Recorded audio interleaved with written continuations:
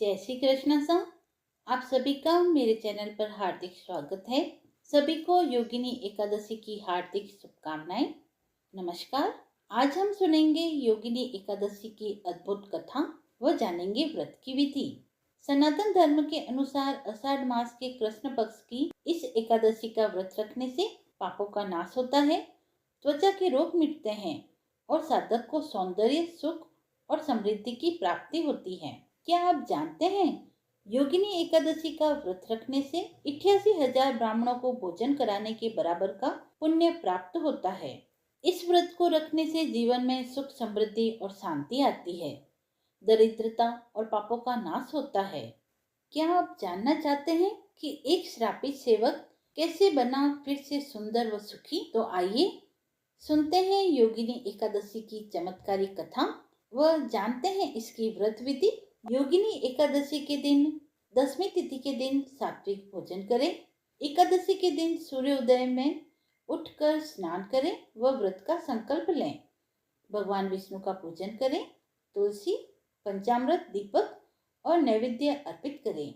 दिन भर व्रत व भजन कीर्तन करें व रात्रि में जागरण करें। द्वादशी तिथि को ब्राह्मणों को भोजन कराकर दान देवें और फिर व्रत का पारण करें। युधिष्ठिर ने पूछा, वासुदेव, आषाढ़ के कृष्ण पक्ष में जो एकादशी आती है उसका नाम क्या है? कृपा कर इसका वर्णन कीजिए। भगवान श्री कृष्ण बोले, हे राजन, आषाढ़ के कृष्ण पक्ष की एकादशी का नाम योगिनी है। यह बड़े बड़े पातकों का नाश करने वाली है। संसार सागर में डूबे हुए प्राणियों के लिए यह सनातन नौका के समान है। तीनों लोकों में यह सारभूत व्रत है। इससे संबंधित एक कथा सुनो। अलकापुरी में राजाधिराज कुबेर रहते हैं। वे सदा भगवान शिव की भक्ति में तत्पर रहने वाले हैं। उनके हेममाली नाम का एक यक्ष सेवक था जो पूजा के लिए फूल लाया करता था। हेममाली की पत्नी बहुत सुंदर थी। उसका नाम था विशालाक्षी। वह यक्ष कामपाश से आबद्ध होकर सदा अपनी पत्नी में आसक्त रहता था। एक दिन की बात है, हेममाली मानसरोवर में पुष्प लेने के लिए गया, परंतु अपने घर में ही ठहर गया और पत्नी के प्रेम का रसास्वादन करने लगा।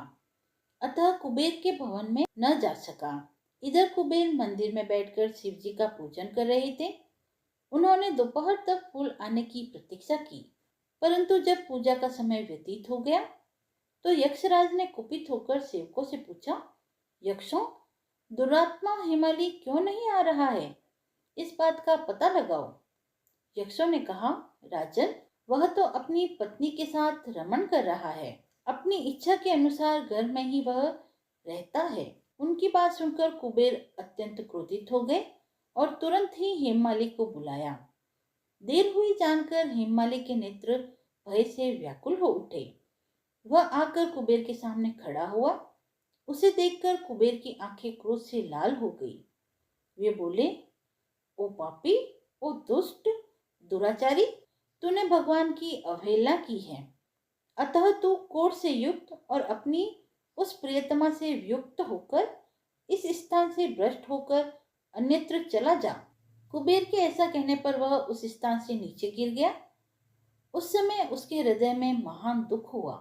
उसका सारा शरीर कोढ़ से पीड़ित होने लगा, परंतु शिव पूजा के प्रभाव से उसकी स्मरण शक्ति विलुप्त न हुई। पातक से दबा होने पर भी वह अपने पूर्व कर्म को याद रखता था। तदंतर इधर उधर घूमता हुआ वह पर्वतों में श्रेष्ठ मेरुगिरी के शिखर पर गया।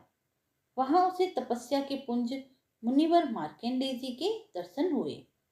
पापकर्मा यक्ष ने दूर से ही मुनि के चरणों में प्रणाम किया। मुनिवर मार्कंडेय ने उसे भय से कांपते देखकर परोपकार की इच्छा से निकट बुलाकर कहा, तुझे कोढ़ के रोग ने कैसे दबा लिया? तू क्यों इतना अधिक निंदनीय जान पड़ता है? यक्ष बोला, हे मुने, मैं कुबेर का अनुचर हूँ। मेरा नाम हेममाली है। मैं प्रतिदिन मानसरोवर से पुष्प लेकर भगवान शिव की पूजा के समय कुबेर जी को दिया करता था। एक दिन पत्नी में आसक्त होकर उस सुख में फंस जाने के कारण मुझे समय का ज्ञान नहीं रहा। अतः राजाधिराज कुबेर मुझ पर कुपित हो गए और उन्होंने मुझे श्राप दे दिया, जिससे मैं कोढ़ से आक्रांत होकर अपनी प्रियतमा से बिछुड़ गया। मुनीश्वर, इस समय किसी शुभ कर्म के प्रभाव से मैं आपके निकट आ पहुंचा हूँ। संतों का चित्त स्वभाव तो परोपकार में लगा रहता है। यह जानकर मुझ अपराधी को कर्तव्य का उपदेश दीजिए। मार्कंडेय जी ने कहा, तुमने यहाँ सच्ची बात कही है, असत्य भाषण नहीं किया है, इसीलिए मैं तुम्हें कल्याणप्रद व्रत का उपदेश करता हूँ। तुम आषाढ़ के कृष्ण पक्ष में योगिनी एकादशी का व्रत करो। इस व्रत के प्रभाव से तुम्हारी कोढ़ निश्चय ही दूर हो जाएगी।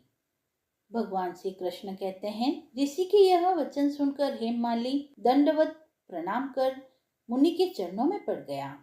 मुनि ने उसे उठाया, इससे उसको बड़ा हर्ष हुआ।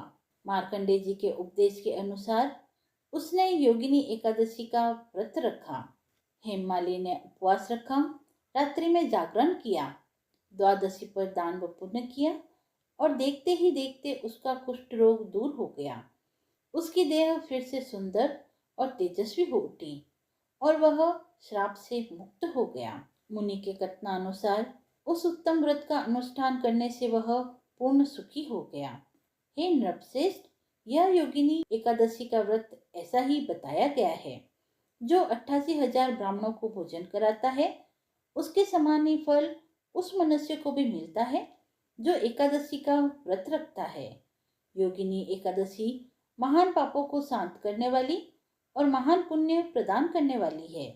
इस व्रत की कथा को पढ़ने और सुनने से मनुष्य सब पापों से मुक्त हो जाता है।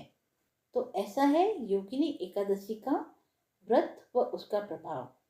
केवल यह एक व्रत ही सभी पापों से मुक्त कराने, रूप व सौंदर्य पाने व दिव्य कृपा दृष्टि प्राप्त करने का अति उत्तम साधन है।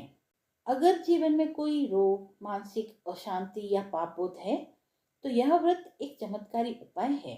अगर आपको यह कथा अच्छी लगी हो तो आप मेरे चैनल को लाइक, शेयर एंड सब्सक्राइब करें।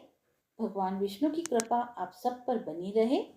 आप सभी को योगिनी एकादशी की हार्दिक शुभकामनाएं। जय श्री हरि।